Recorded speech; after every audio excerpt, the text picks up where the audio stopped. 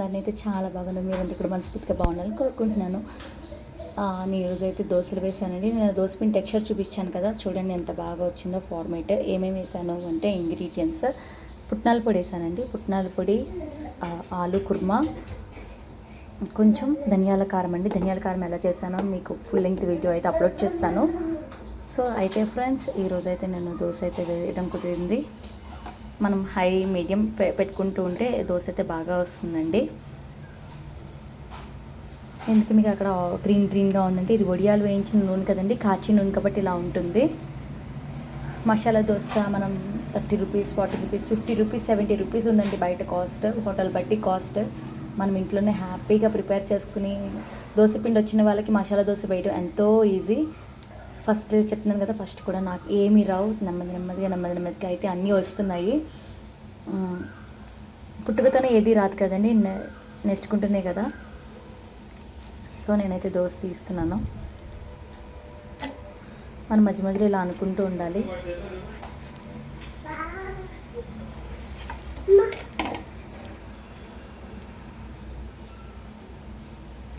మా అబ్బాయికే కనిపిస్తాయి ఏదో ఒకటి.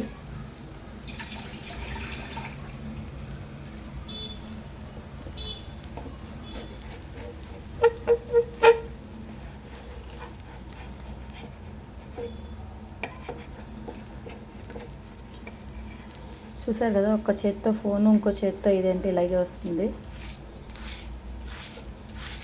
ఇలా ఎప్పుడు సాఫీగా చేసుకోవాలండి దోశ. తర్వాత చూసారా ఎంత బాగా వచ్చిందో.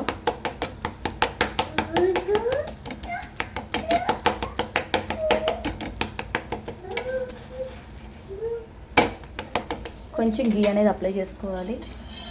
నేను గీ ఆల్రెడీ అందులో వేసాను. ఇడ్లీని ఈరోజు దోశ అయితే వేసానండి.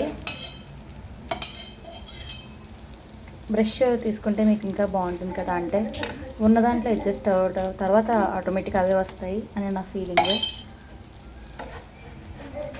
చపాతీ అయిపోకుండా ఉంటుంది, ఇలా సాఫ్ట్ అండ్ క్రిస్పీగా ఉంటుంది దోశ.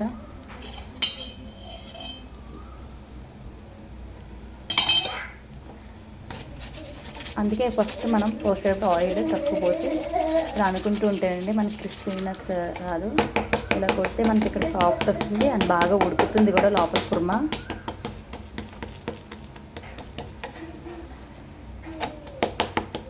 చూసారు కదా, మనం లేట్ అయితే ఇప్పుడు సిమ్లో పెట్టేయాలి.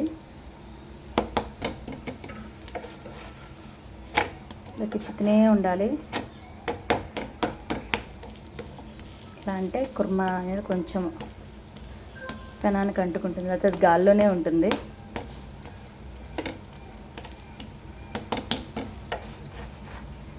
సోడా కంపల్సరీగా వేయాలండి. చిటికెడు సోడా వేస్తే సరిపోతుంది. ఇంకొక 3 సబ్స్క్రైబర్స్ పెరిగితే 250 సబ్స్క్రైబర్స్కి రీచ్ అవుతాను. ఎవరైతే సబ్స్క్రైబ్ చేశారో కింద కామెంట్ అయితే చేయండి. 250 సబ్స్క్రైబర్.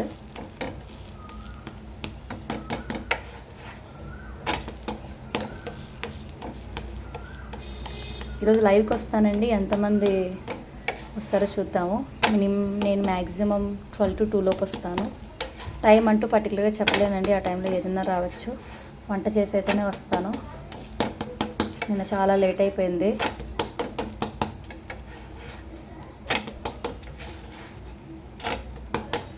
సో దోశ అయితే కంప్లీట్ అయిపోయింది.